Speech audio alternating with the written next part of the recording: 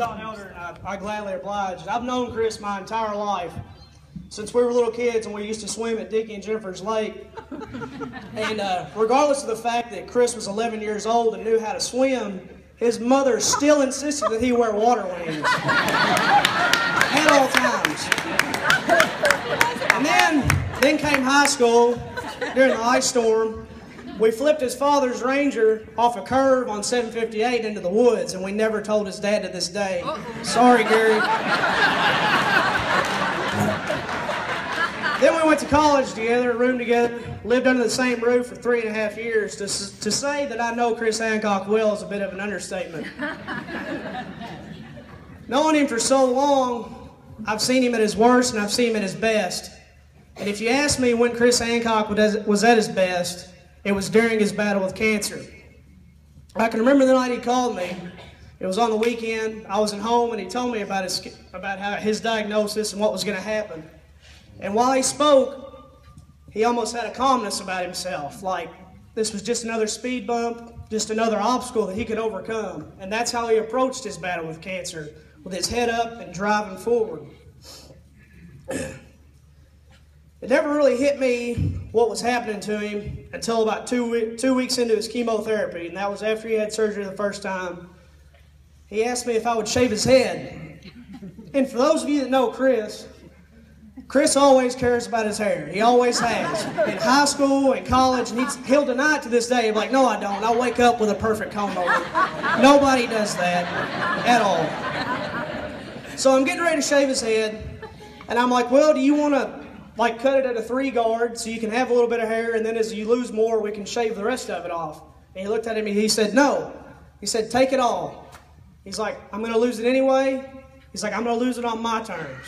And that was just him taking the bull by the horns, saying, cancer's not going to take my hair, I'm going to take my hair. And that's how he approached everything. There's not a single person that I've ever seen work harder than he did when he was going through his chemotherapy. He worked 2 jobs, one for the University of Western Kentucky in the Student Affairs Office. He worked for the City of Bowling Green in Environmental Health and Safety.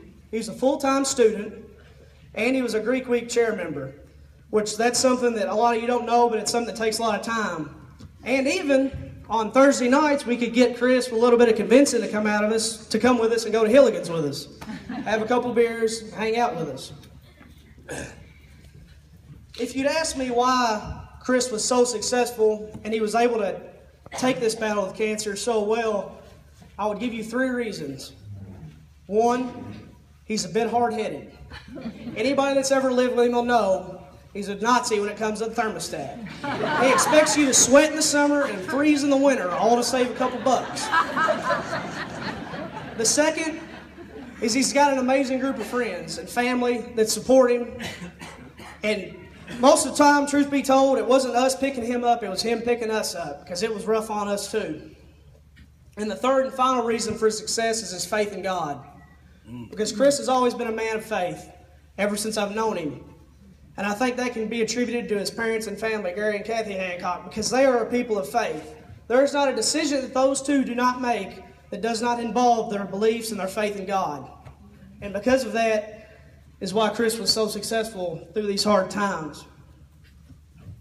I'm going to leave you with this, a quote from Stuart Scott, a man who recently passed away from cancer. Some of you may recognize him from ESPN.